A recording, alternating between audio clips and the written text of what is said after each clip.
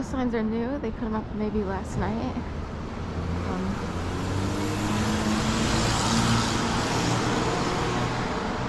I started seeing them around elsewhere yesterday.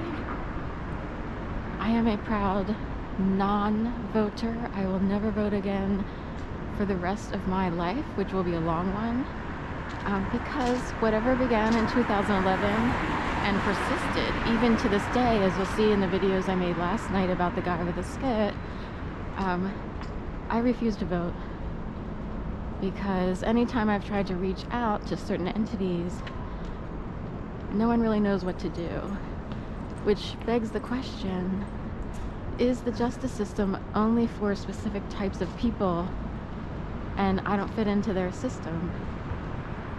But that's okay, I'll keep reporting.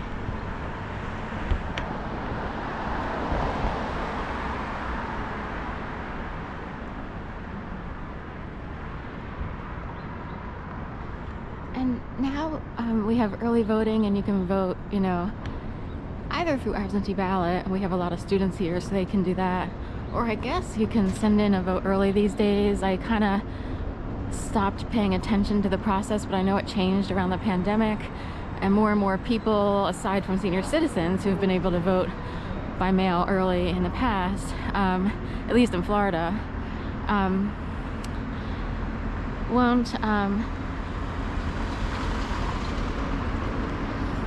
or I guess can, normal people can vote early these days, and in a way it gives the campaigners and their people time to measure like what's going on and who do we need to target, or I mean who do we need to you know, cater to, or who's willing to vote early, and what's the pulse on the mentality out there, and why are they voting a certain way early. Now, in most cases, I can see like senior citizens voting early, so that's a very specific group with specific, you know, mindsets and ideals. And amazingly, you know, a lot of things can happen to a person over a lifetime, so you'd be surprised.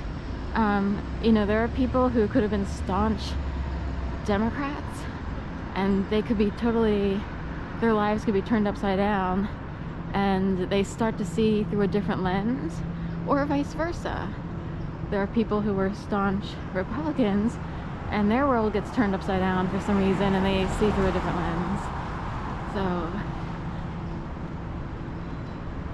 I will say that there's a very specific lens that can be put out, shown, or revealed.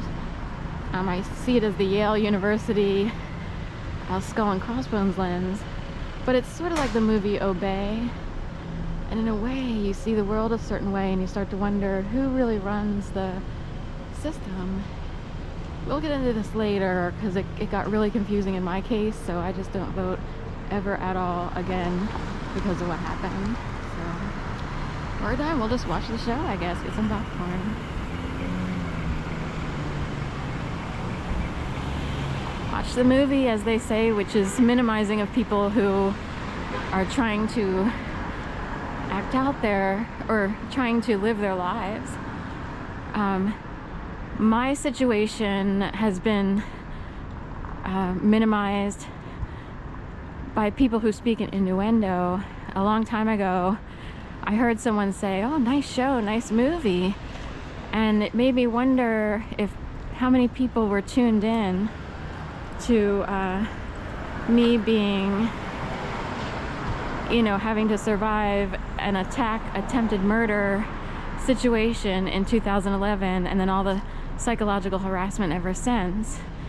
And of course, when you're living your own life and you feel like you're way over here, like, oh, I finally found some people. Like, I was kind of looking for a network. I was involved in a whole bunch of things. Like, I volunteered with like 3 different groups, and I was with a running group. I did the dragon boat racing. I was in kind of a happy place socially, if you will. And then for something to come along and turn your world upside down, and you really didn't do anything wrong, you're pretty sure you didn't cross anyone, you're searching for like a million reasons as to why this happened. And then to have people come along, like I had 2 other occasions where a guy in front of the old Gap outlet, like he got on his bike and he said, "That's a wrap." Or he said it in such a way, it was really like abusive. He's like, "That's a wrap," you know, and he was looking at me while he did this. And which way am I going?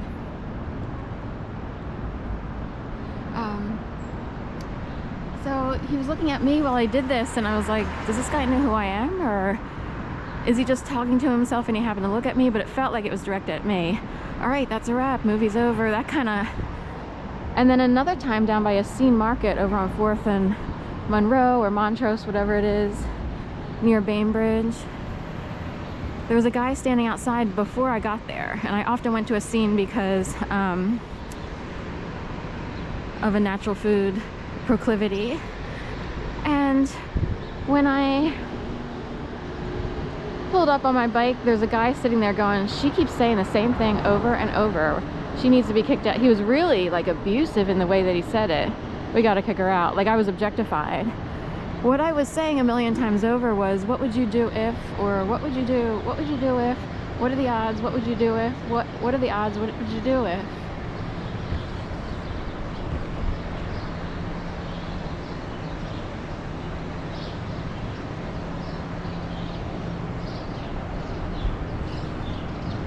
And some of these people also use language like shake, you know, we really shook her up, or we're gonna rattle her, or so forth and so on.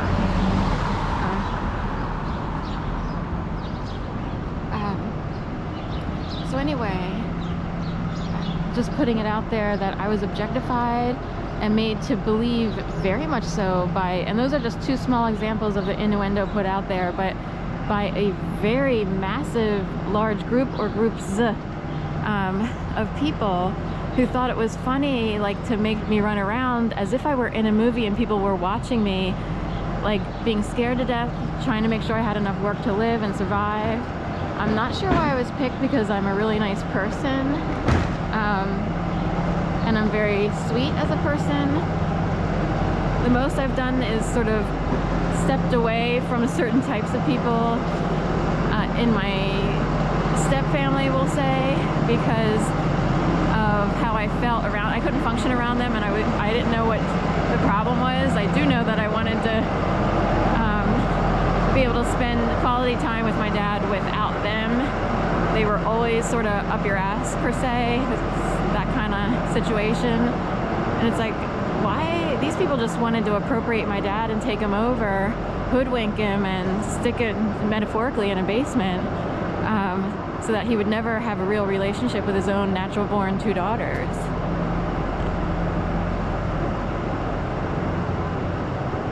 So